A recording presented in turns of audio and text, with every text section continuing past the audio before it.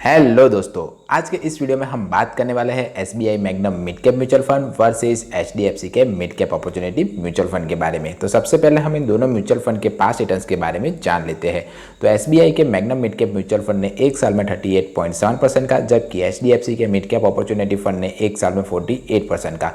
3 साल में एसबीआई के मैग्नम मिड कैप फंड ने 24.4% का, जबकि एचडीएफसी के मिड कैप अपॉर्चुनिटी फंड ने 29.7% का। 5 साल में एसबीआई के Magnum mid cap mutual fund ने 30.4% का, जबकि एचडीएफसी के मिड कैप अपॉर्चुनिटी फंड ने 31.2% का रिटर्न्स इन्वेस्टरों को लाकर दिया हुआ है। कभी आपने सोचा कि ये म्यूचुअल फंड इतने रिटर्न्स लाकर आपके क्यों देकर देते हैं? तो एक बात मेरी आप गांठ बांध लीजिए कि जहाँ पर भी आपको ज़्यादा रिटर्न्स मिलेगा वहाँ पर ज़्यादा रिस्क इन्वॉल्व होगा। तो ये म्यूचुअल फंड आपको इतने रिटर्न्स लाकर दे रहे हैं तो उसका मतलब है ये काफ़ी ज़्यादा रिस्क ले रहे हैं।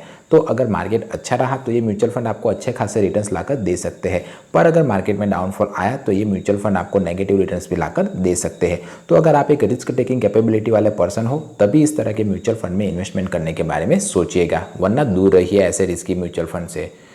अब अगर आप एसबीआई के Magnum mid cap mutual fund में अपनी एसआईपी चालू करवाना चाहते हो तो मिनिमम एसआईपी अमाउंट 500 रुपीज़ या लमसम अमाउंट 5000 से स्टार्ट कर सकते हो, जबकि एचडीएफसी के mid cap opportunity mutual fund में आप मात्र 100 रुपये की एसआईपी के साथ चालू कर सकते हो या तो फिर 5000 रुपीज़ लमसम इन्वेस्टमेंट कर सकते हो।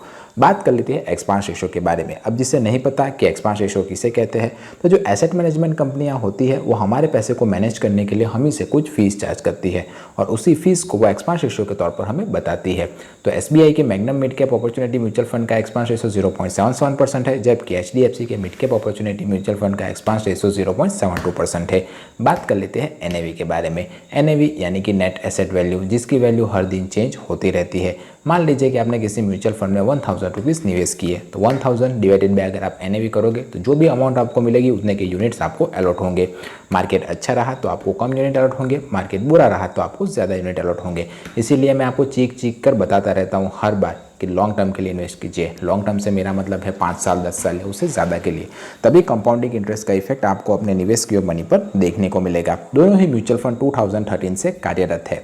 एसबीआई के म्यूचुअल फंड में लोगों ने 21,517 करोड़ रुपीस लगाए हुए हैं, जबकि एचडीएफसी में लोगों ने 75,296 करोड़ रुपीस लगाए हुए हैं।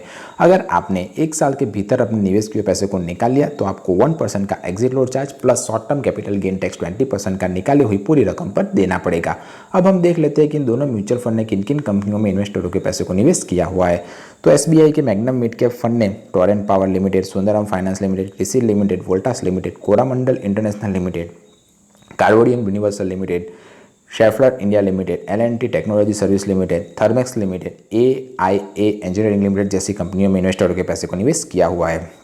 जबकि एचडीएफसी के मिड कैप अपॉर्चुनिटी फंड ने Tata communication limited, Indian bank, Aurobindo pharmaceutical, Apollo tyre limited, Balakrishnan industry limited, Hindustan petroleum corporation limited, Ipca laboratories, the federal bank limited, max financial service limited, the Indian hotel company limited जैसी कंपनियों में इन्वेस्टरों के पैसे को निवेश किया हुआ है। मिस्टर भाविश विठलानी एसबीआई के Magnum mid cap mutual fund को मैनेज कर रहे हैं, जबकि चिराग सेतलवार एचडीएफसी के मिड कैप अपॉर्चुनिटी फंड को मैनेज कर रहे हैं। एसबीआई की जो ईएमसी है वो 1987 से कार्यरत है और भारत की नंबर 1 ईएमसी में से एक ईएमसी है, जबकि एचडीएफसी की जो ईएमसी वो 1999 से कार्यरत है और भारत की नंबर 2 ईएमसी में से एक है। एसबीआई के म्यूचुअल फंड के ऊपर जो नज़र रखने का काम करता है यानी कि जो कस्टोडियन है वो है SBI SG global security service private limited. HDFC bank के ऊपर का कस्टोडियन कौन है मुझे आप कमेंट करके बताइए। इन दोनों के कागजी काम को मैनेज करने का काम कैम्स करता है। कैम्स और कैफिन टेक ये दोनों ही किसी भी म्यूचुअल फंड के कागजी काम को मैनेज कर रहे होते हैं। अब हम देख लेते हैं कि इन दोनों म्यूचुअल फंड के ऊपर कितना टैक्स आपको लगेगा। तो अगर आपने एक साल के भीतर अपने निवेश के पैसे को निकाल लिया तो आपको 20% का short term capital gain tax निकाली हुई पूरी रकम पर देना पड़ेगा, और अगर आपने एक साल के बाद अपने निवेश के पैसे को निकाला तो आपको long term capital gain tax 12.5% का देना पड़ेगा और उसमें से भी आपको 1,25,000 का अजम्पशन उस फाइनेंशियल ईयर के लिए मिल जाएगा। आपको वीडियो कैसा लगा, इन्फॉर्मेटिव लगा या नहीं मुझे कमेंट करके बताइए। वीडियो पसंद आया हो तो वीडियो को लाइक कीजिए, चैनल को सब्सक्राइब कीजिए। मिलते हैं अगले वीडियो में, तब तक के लिए बाय बाय।